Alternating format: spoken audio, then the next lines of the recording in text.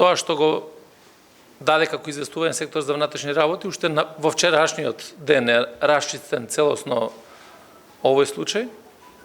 Се работи за група хулигани кои што од за нив познати причини сметале дека треба да извршат ваков напад. Ја очекувам дека институциите на прогонот ќе бидат ригорозни во овој дел и дека ќе мора да се носат санкции. Второ, многу поголеми играчи не успеале да го нарушат соживотот во Куманово.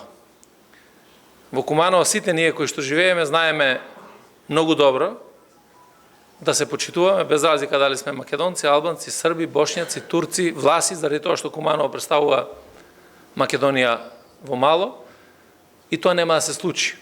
Заради тоа што граѓаните се пред се луѓе кои што взаемно се почитуваат, кои што ги негуваат тие традиции на соживот.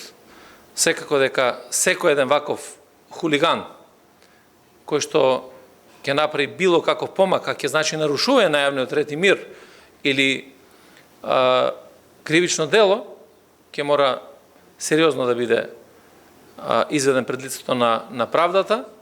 Јас повикувам на одговорност во овој дел, повикувам на смиреност кај граѓаните и повикувам да не ги политизираме сите овие случаи. Така да, кога ќе излезат деталните информации, овие луѓе кои се, каде биле и кого му служиле во изминатиот период, ќе ви биде многу јасно за реакциите кои што беа до сега. Благодарам.